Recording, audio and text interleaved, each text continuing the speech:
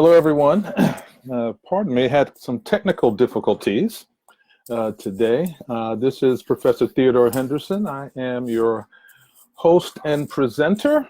Again, it is a pleasure to do that. As you can see from the screen, I'm an author, a coach, and a consultant. And I also do, in addition to that, corporate training. My focus is on business skills, career topics, entrepreneurship, and business leadership. And I assure you, these are not four separate topics. These all go together to make you successful in your chosen path, whether that chosen path is as an independent professional, a small business owner, or a professional working in the corporate environment. But one of my passions is actually helping people put their plan together to get their business launched quickly and effectively, and not as an academic exercise, but as a real world exercise, I like to call it, something where you're serious about getting something up and moving and running and producing income, and of course, continuing to produce income. So that's the topics of this series that I'm doing here. And the name of the series is Entrepreneurship, Starting and Running Your Small Business. Today is step 3, creating business from opportunity. And I will just let you know the best way to stay in touch is to get a free copy of my 13 entrepreneur success tips. And for some reason, something has blacked out here, or blanked out, right? But I have a free series, which is a entrepreneur series. It's a weekly series that will deliver to your mailbox weekly business tips and strategies around small business and entrepreneur startups, from everything from doing creative planning to marketing, to social media marketing, to creating a winning team, all of these various topics that affect someone, whether you are a solopreneur, a small business owner, or an entrepreneur who's going to build a team. So as you can see from the screen, I have 2 links for you, and one is to my blog, which comes out weekly, and the other one will take you directly to the entrepreneur success tips, and you can get that. And as I said, both the series and the success tips white paper, both are free. So what have we looked at previously? We took a look at feasibility. Basically, is your idea feasible? And should you create it now? Should you create it at all? Is the window going to open, or has the window closed? How do you prepare a business model canvas? This is something I take all of my trainees and private clients through. Before you even draft a business plan, let's think through the idea and the feasibility analysis, which is a nice $50 sounding phrase, but it's really a very straightforward process that I step folks through. You do not have to be a math whiz to do it. And the business model canvas helps you think through each of the steps that are necessary to put the business together, to launch it, to keep it up and running, and to make it successful, right? It's a 9-part exercise. And then identify the primary business plan contents. So if you do decide to create a business plan, which I'm showing you how to do in the weekly series, step by step, you want to know what are the contents that are necessary to put in the plan. So my perspective is not one that you're going to hand in for a grade in school. It's really one that is, if I'm looking to talk to someone to be a partner in my business, if I'm talking to a loan officer to get a loan for my business, or if I'm talking to an investor to get an investor to invest and provide capital and other resources to the business, it's the type of thing you would show them. So that's what I mean by real world, the real world activities that you would present. And for those of you that enter business plan competitions or pitch contest, and a pitch is not a bad word. It's actually how you pitch the business plan in the competition. This is appropriate for that also. Okay, so then we've stepped through the components of the business plan and why they're important and what their functions are. And then, of course, last but not least, and what we previously covered, recognizing and demonstrating proper development and formatting of your plan. So for this session, the learning objectives are defining your business. Why are you here? Why you in this business? What's the point of it? What is it going to provide to your target market? Then also to articulate your core beliefs, mission, and vision. This is not some sort of feel-good exercise. This is actually important to your business. Too many of us as entrepreneurs and business people don't do this, and there's a disconnect sometimes between what you're trying to do, what the people that work for you, if you have staff and employees, what they think you're trying to do versus what they think, what you think you're trying to do versus what they think you're trying to do versus what the customer thinks you're doing or not doing.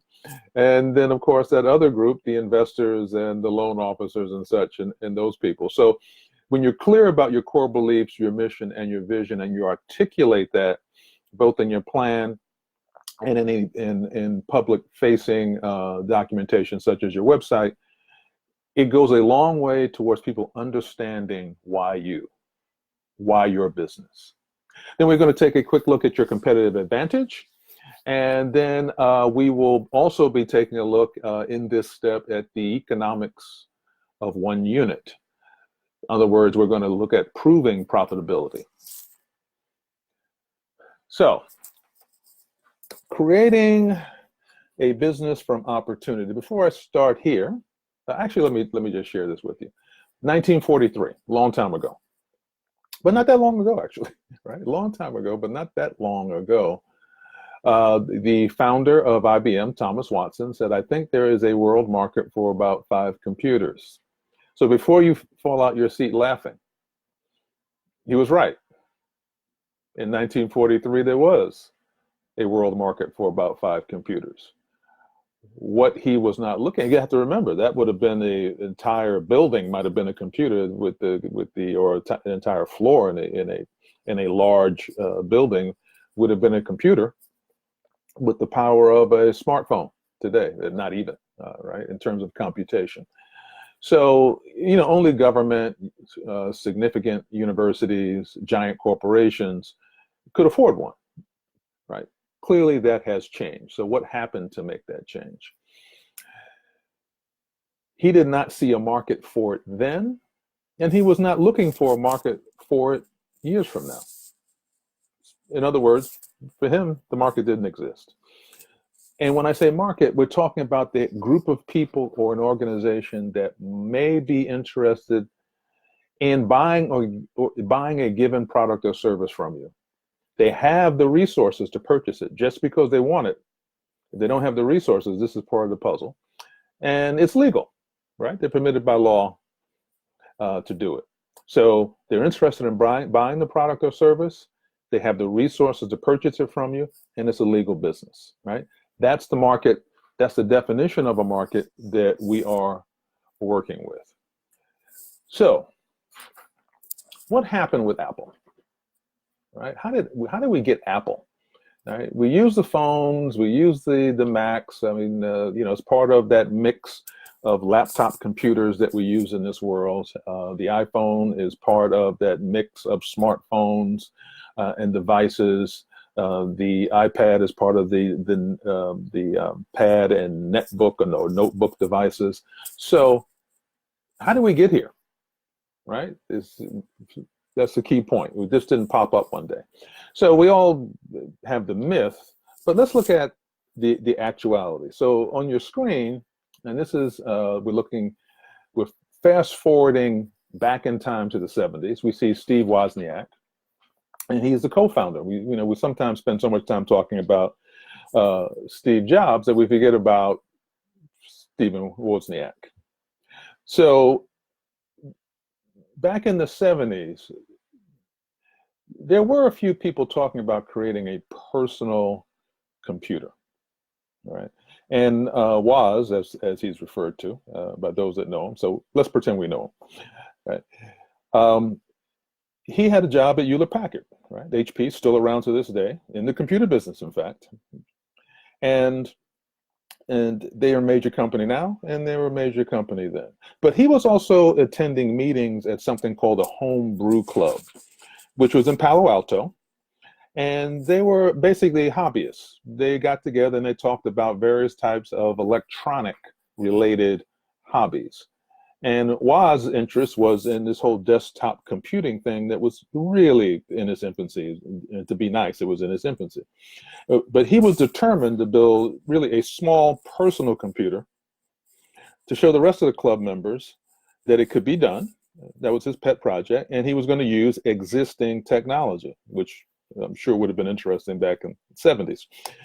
And so he believed there was a much larger market, right? He wasn't buying into what IBM thought or what Hewlett Packard thought, right? Back then, Hewlett Packard, IBM, and Tandy all had personal computers on the market, but not quite the type that Wozniak envisioned. He was really talking about a computer that the average person could take and use. You didn't have to be in government, didn't have to be a scientist, didn't have to be at a university, and you're taking advanced courses, et cetera, et cetera. So he did that. He developed something, and then he got together with his friend. Here's where we get Steve Jobs, right? And all said and done, Jobs did what Jobs did very well, which was the sales, the marketing, and the vision stuff. He helped connect the whole thing about it. How do we put this on someone's desk, in someone's home, with the technology that Woz was developing, right? And so while Woz was working on those initial design concepts until he created the Apple II, right? Which at the time could display pictures and tests. It's now considered truly one of the great achievements in computer history. In the meantime, Steve Jobs was searching for investors, right? Because there's no use in having one of the greatest inventions in modern computer history without an investor, because it's not going to see the light of day. And so he came up with a gentleman named Mike Markula, right? I hope I'm saying his name right, who agreed to invest roughly about $80,000 or so. And he took a share of the equity, as what an investor will do when they invest capital. And basically they went around and they started to pitch it. They did what smart entrepreneurs did. They went around and started to sell the product and the concept. And this is this is an early version of what the Apple II looked like. All right, nothing like what we see today. It's sort of boxy or whatever, but you know, you talk to someone that remembers using one. It was revolutionary at the time. It was for its time, sleek and sexy, and it looked good, and it did things that other big clunkies did not do. And then it got a little bit better. This was one that you would have seen on a desk in some offices. And this little thing here is a floppy drive, for those of you that remember anything like that, right? So anyway, this would have been there. And so from these beginnings, we're here now. And here now this is just a quick representation of an Apple desktop, an Apple laptop, and an iPad. The iPhone series is not there, but you get the idea. It's a whole ecosystem of computer products that we all use, and we could not, we can't envision being in business without them. I'm speaking to you on Apple products. I'm presenting to you on Apple products as we speak. All right. So what does it all mean, all said and done? 1984, when Apple had been in business for a little bit, just a little bit, they had sales of about $1.5 billion. Well, guess what?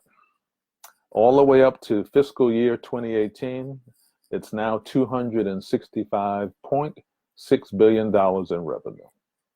right? What a story. And so they recognized an opportunity. It led to a product that satisfied the needs of an enormous market, which no one really knew how enormous the market was going to be. But they had a vision that there was a market. It was a significant market. Who knew it was going to be the global phenomenon that desktop computing in one's home and in one's office. In fact, the desktop computer is the office in most cases. What type of market would turn out to be, and the incredible engine of growth for so many companies that it would be. So now let's get directly to you. You've got an idea. Otherwise, you wouldn't be listening to this program. Your idea should include a business definition. What is the offer? What is it that you're offering? The business that you're going to start, the business that you're trying to start, the business that you have, what is it that you're offering? And who are you offering it to? Who is the target market? Right? What is the product? And your ability to deliver it.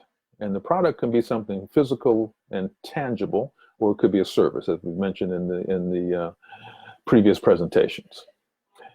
And the business definition answers something very, very key for you and for potential investors and for potential sources of either partnership or capital. Who, what, and how. So a solid business definition has three elements. It has the offer, it has the target market, and it has the production and the delivery capability. Right? These will be key. I drill down on these when I'm working directly with clients or I'm doing my training, just so people will have a sense of what to do. And once again, everything I mentioned to you, I come at it from a real world perspective. These three key elements, when you start to think through your product or your service, the light bulbs go on about what you can do, how you can do it, and also what you can avoid, so that you increase your chances for success.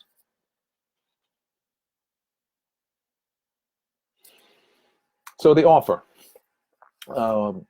that's what you're going to sell to your customers. This is called your offer. It's your bundle of products or your product and the services or service that you'll be bringing to the marketplace. This is true whether you're a consultant, was a small bake shop owner, or you have an online business of some type where people are ordering product or communicating with you for your service. Your target market. Which segment of the market are you aiming to serve? All right. So in step 2, we went through who your target market was, how to define it. But all said and done, you want to identify qualified potential customers. And this is really an important element in achieving success. Qualified potential customers. So you want to understand who is that viable market for you. So when I work with people and they think that everyone needs my product, they're on the road to disaster. Everyone doesn't need your product. What you want to do is you want to target those people that are seriously going to want your product or desire your product and have the capability of purchasing it. And of course, we'd like to think it would be legal, right? That's not every person in the United States. That's a group of people that may be in the United States, may be anywhere in the world, and you want to understand how to get your offer in front of them. Your production and your delivery capability. How will you provide your offer to these targeted customers? And this is going to include, this part of your business definition is going to include primary activities. You're buying, developing, or manufacturing the product, right? If it's a physical product. Identifying its potential qualified customers. I'm repeating this for a reason, because you will be surprised when someone comes with an idea, goes down the road, they forget we need qualified potential customers. And selling the product to them. Then go about producing and delivering it. And then, of course, are you making it easy for them to pay you? Or is that difficult? You need to think through that. Every step of the process needs to be customer inviting. If you're making something difficult, people will go somewhere else. We live in an environment, live in a world where they're just in a free market system. There's just too many other places to go to get what it is that you need to have a headache with one particular vendor for any length of time.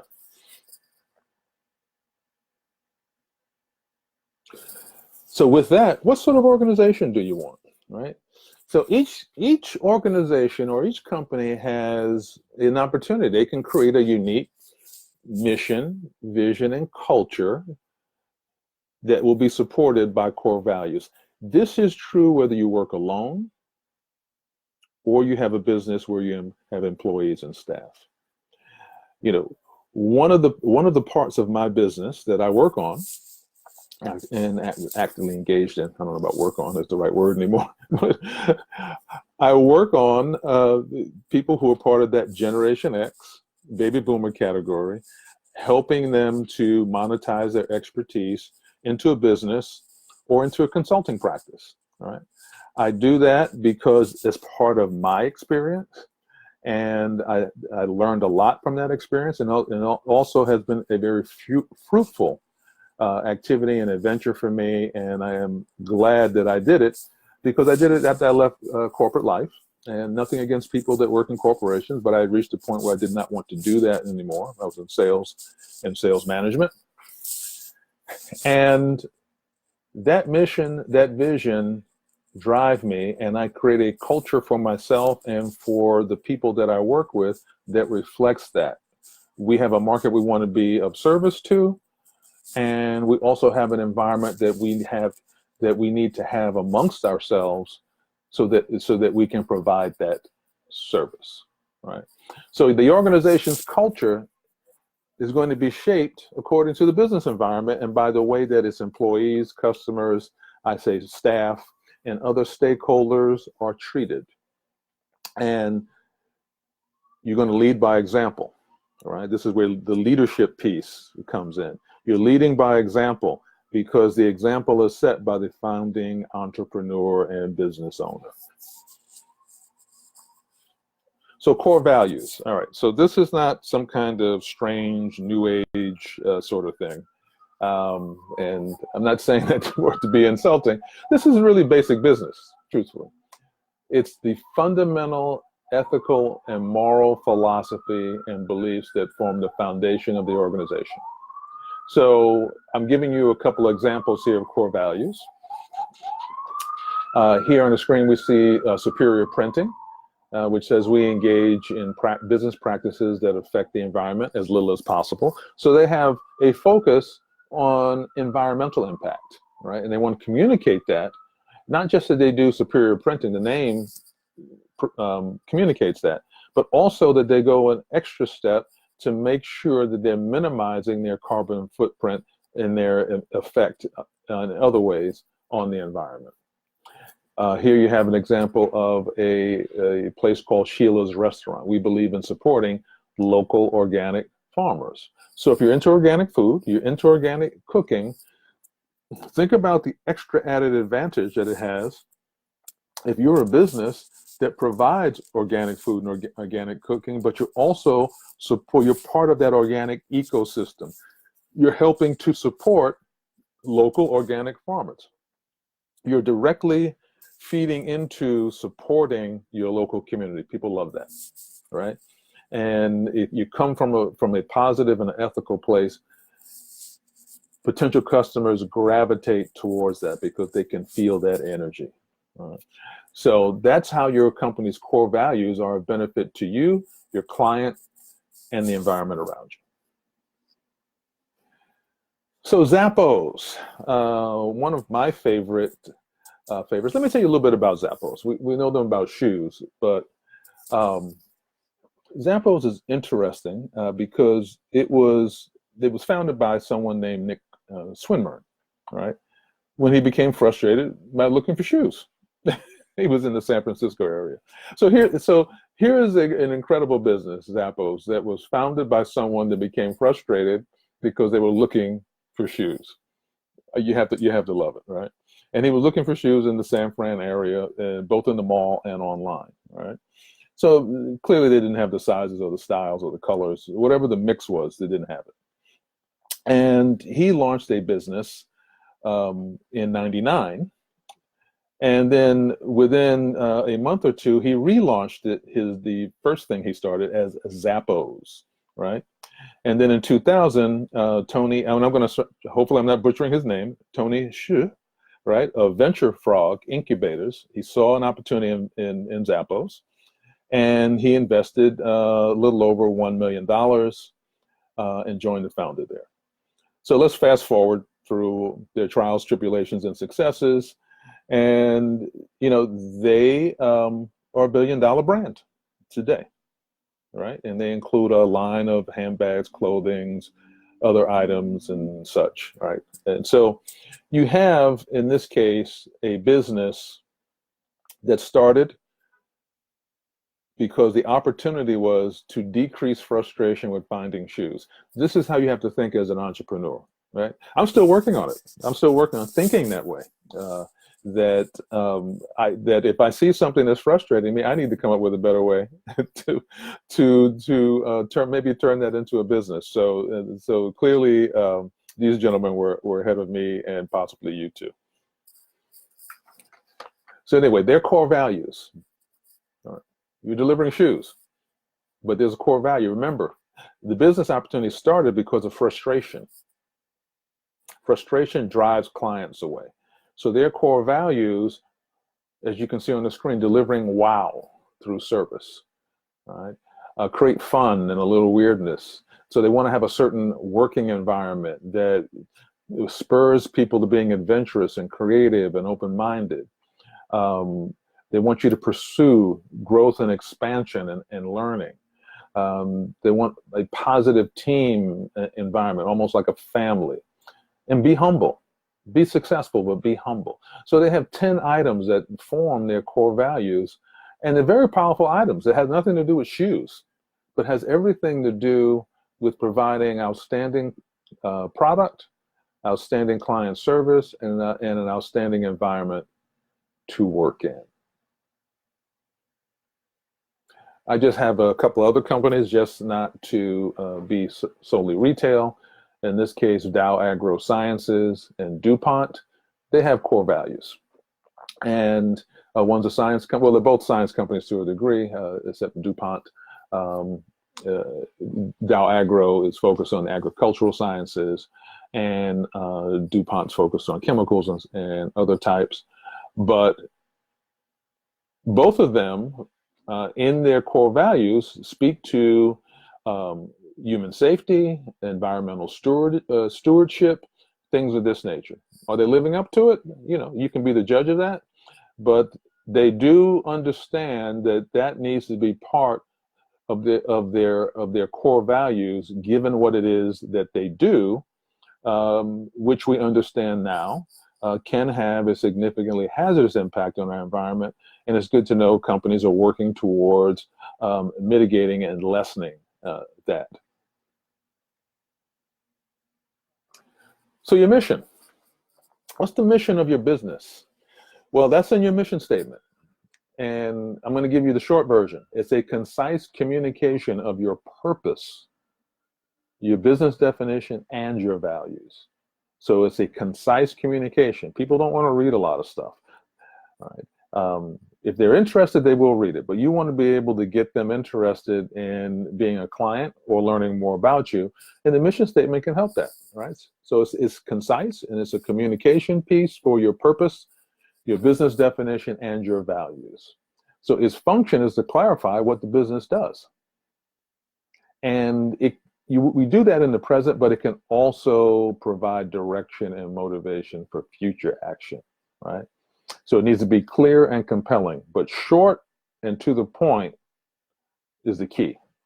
And so when I'm working with people, I tell them 21 to 40 words. Keep it clear, make sure the concept is straightforward and people can grasp it. So I'm going to share some with you, and you can be the judge of if they accomplish that. And of course, you should actually Google mission statements and look at mission statements of companies in either your target market or just in general, or companies companies that you purchase products or that provide products that you purchase. And you can see, what are their mission statements? Are they living up to them? Are they doing that? So here we have Google on the screen here. It says to organize the world's information and make it universally accessible and useful. I think they're doing that, right? At a minimum. Krispy Kreme donuts. Well, what can I tell you? I like food. To touch and enhance lives through the joy that is Krispy Kreme. So if you have a sweet tooth, you like donuts, they're probably doing that for you, right? Nike, you know, any list would not be complete without the swoosh. You have Nike to bring inspiration and innovation to every athlete in the world. Well, I don't know if they're inspiring and